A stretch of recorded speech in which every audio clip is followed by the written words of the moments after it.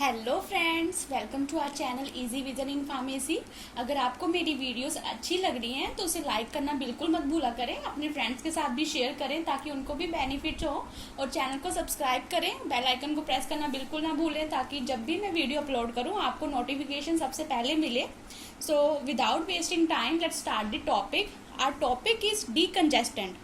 Decongestant जो है second last topic है हमारा मॉड्यूल फर्स्ट के फर्स्ट पार्ट में। तो डीकंजेस्टेंट क्या होते हैं, आज इसकी बात करेंगे हम। द ड्रग्स और प्रोसीजर विच एलिमिनेट्स और रिड्यूसेस नेजल कंजेशन और swelling is called decongestant.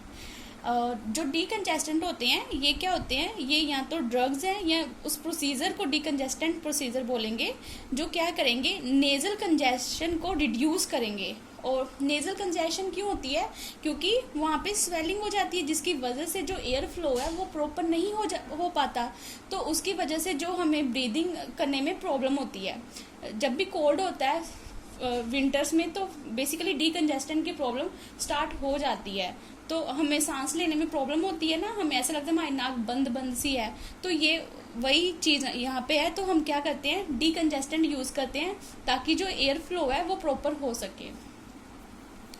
Respiratory tract congestion is caused by bronchial infection which are treated by antibiotics and bronchodilator drugs।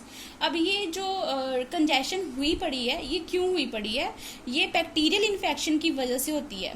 जो कोल्ड है वैसे तो वायरल की वजह से होता है, लेकिन कई बार बैक्टीरियल इन्फेक्शन की वजह से भी कंजेशन की प्रॉब्लम हो जाती है। तो नेजल कंजेशन को जो भी ड्रग्स ट्रीट करती हैं उसको हम बोलेंगे डीकंजेस्टेंट। अगर हमें कोई भी पूछ लेता है कि डीकंजेस्टेंट क्या है तो हम यही बोलेंगे कि नेजल कंजेशन को ट्रीट करने के लिए जो भी ड्रग्स हम यूज़ करते हैं उसको हम डीकंजेस्टेंट बोलते हैं। और नेजल कंजेशन क्यों होती है, नेजल कंजेशन किसी भी बैक्टीरियल इन्फेक्शन की वजह से हो सकती है, किसी भी वायरल इन्फेक्शन की वजह से हो सकती है। तो इसको हम ट्रीट करेंगे बेसिकली एंटीबायोटिक्स। एंटीबायोटिक्स बहुत सारी होती हैं, जैसे पेनिसिलिन होती है, सिफेलोस्पोरिन होती है, मैक्रोलाइड होती है, टेट्रासाइक्लिन्स होती हैं, और भी बहुत सारी एंटीबायोटिक्स होती हैं। ब्रोंकियोडाइलेटर्स ड्रग्स ये हमने अस्थमा में की थी। फर्स्ट जो हमारा ड्रग थी एंटी एस्थमेटिक ड्रग वो ब्रोंकियोडाइलेटर थी। तो यहाँ पे मैं एग्जांपल नहीं बता रही, आप मुझे एग्जांपल जो है कमेंट बॉक्स में बताना ताकि मुझे पता चले कि आप काफ़ी अच्छे से पढ़ रहे हो और आपको याद है चीज़ें जो मैंने पढ़ाई हुई हैं। The nasal congestion produced by the common cold is caused by the viral infection। अब जब कॉमन कोल्ड होता है तो उसकी वजह से भी नेजल कंजेशन हो जाती है, तो वो कॉमन कोल्ड जो होता है वायरस की वजह से होता है। तो यहाँ पे जो कंजेशन है उसको हम viral due to viral infection बोलेंगे, क्योंकि वायरस इन्फेक्शन हुई थी हमें और उसकी वजह से नेजल कंजेशन हो गई, और उसको अब हमने डीकंजेस्टेंट यूज़ करके ट्रीट करना है। May be relieved by steam inhalation और मेंथोलेटेड स्टीम। अब जो नॉर्मल कॉमन कोल्ड होता है उसकी वजह से जो भी कंजेशन हो जाती है उसको हम स्टीम यूज़ करके ट्रीट कर सकते हैं। अब या तो हम नॉर्मल वाटर ले लेते हैं उसकी स्टीम यूज़ कर लें तब भी काफ़ी रिलीफ आ जाता है, लेकिन हमें अगर ज़्यादा रिलीफ चाहिए तो हम मेंथोलेटेड स्टीम यूज़ करते हैं, मीन्स मेंथा उसमें डाल देते हैं और उसकी स्टीम लेते हैं। इसकी डेफिनेशन काफ़ी इंपॉर्टेंट है, पूछ लेते हैं कई बार, तो ध्यान से हमने देखना है। The nasal congestion can be produced by sympathomimetic drugs which act on the alpha receptors. ये भी मैंने बताया होता अपनी वीडियो में कि जो सिम्पैथोमाइमेटिक्स ड्रग, सिम्पैथोमाइमेटिक का मतलब होता है कि जो सिंपैथेटिक नर्वस सिस्टम है उसको ये कॉपी करती है, और सिंपैथेटिक नर्वस सिस्टम बेसिकली क्या करेगी, कॉन्ट्रैक्शन में हेल्पफुल थी। तो ये जो सिम्पैथोमाइमेटिक्स ड्रग है ये अल्फा रिसेप्टर्स पे काम करती हैं, तो ये ड्रग लेने की वजह से भी कई बार कंजेशन की प्रॉब्लम जो है स्टार्ट हो जाती है। These drugs produce vasoconstriction and shrinkage of the nasal mucosa of nostril। ये ड्रग्स जो सिम्पैथोमाइमेटिक्स ड्रग्स हैं इसको जब हम लेते हैं तो इससे क्या होता है, वेजोकंस्ट्रिक्शन हो जाती है और जो नेजल म्यूकोसा है उसकी श्रिंकेज हो जाती है। नेजल म्यूकोसा की श्रिंकेज होने की वजह से जो है हमें ब्लॉकेज फील होती है, उस ब्लॉकेज को ट्रीट हम जो करते हैं उसको हम डीकंजेस्टेंट बोलते हैं। अब जो डीकंजेस्टेंट है उसमें कौन कौन सी प्रॉपर्टीज़ जो है होनी चाहिए, ये हम आइडियल प्रॉपर्टीज़ की बात कर रहे हैं कि ऐसा हम स्टैंडर्ड लेके चलते हैं कि हमें ऐसा डीकंजेस्टेंट बनाना है, ये उसकी आइडियल प्रॉपर्टी की बात कर रहे हैं हम। It should not damage nasal cilia. अब सीलिया क्या है, ये नोज में ही प्रेजेंट होता है, उसका पार्ट है, तो आप उसकी एनाटमी जब नोज की देखोगे तो उसमें आपको मिलेगा ये। तो जो भी नेजल डीकंजेस्टेंट होते हैं वो इस तरह से बनाए होने चाहिए कि जो नेजल सीलिया है उसको वो डैमेज ना करे। It should free from side effects और सेफ ऑन यूज।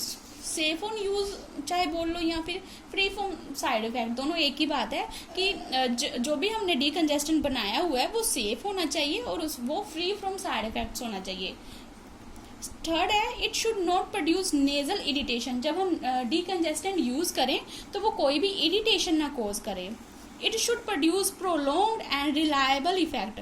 अब जो भी हमने डीकंजेस्टेंट यूज किया है उसका जो इफेक्ट है वो काफी लॉन्ग चलना चाहिए। ऐसा ना हो कि थोड़ी थोड़ी देर बाद हमें फिर से उसको लेने की जरूरत पड़े। अगर वो जितनी लॉन्ग टर्म काम करेगा तो उतनी देर तक जो है हमें जो है कंजेशन की प्रॉब्लम से हम फ्री रहेंगे।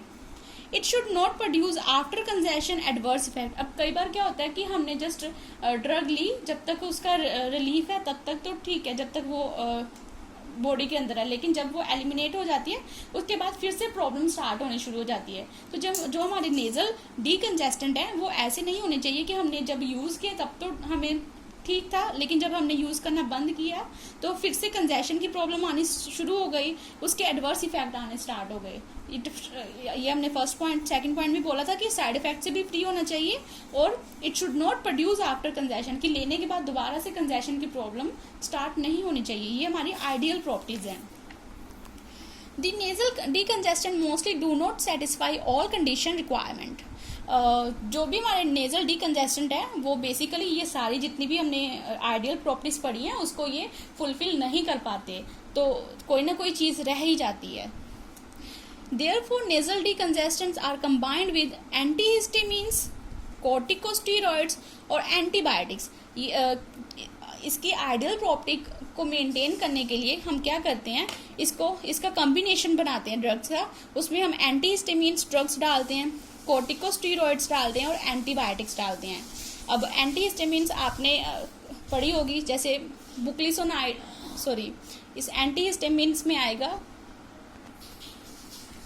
फाइन। तो ये इससे क्या होगा, इसकी एफिकेसी जो है वो इंक्रीज हो जाती है। The drug which act on alpha receptor for decongestant effect are. अब जो भी ड्रग हम यूज करते हैं एज अ डीकंजेस्टेंट, ये उसकी एग्जांपल्स हैं बेसिकली। फर्स्ट है जाइलोमिथाजोलिन हाइड्रोक्लोराइड, ऑक्सीमिटाजोलिन, नेफाजोलिन, नेजल ड्रॉप्स। फाइन, ये 3 ड्रग्स हमने नेजल डीकंजेस्टेंट के लिए हम यूज़ करते हैं। अब ये जो ड्रग्स होती हैं कॉम्बिनेशन होती है एंटीहिस्टामिन्स का, कॉर्टिकोस्टेरॉइड्स का और एंटीबायोटिक्स का। फाइन, सो इसी के साथ हमारे जो नेजल डीकंजेस्टेंट है वो कंप्लीट होते हैं। डीकंजेस्टेंट का मतलब ही है हम बेसिकली नेजल नोज पे ही यूज़ करते हैं। तो नेजल डीकंजेस्टेंट आए हमें एग्जाम में, यहाँ डीकंजेस्टेंट आए तो हमने सेम ही चीज़ लिखनी है। अगर आपको लगता है आपने अपना टाइम यूटिलाइज किया मेरी वीडियो के साथ तो इसे लाइक करके जाएं और अपने फ्रेंड्स के साथ भी शेयर करें और चैनल को सब्सक्राइब करना बिल्कुल ना भूलें। Thank you.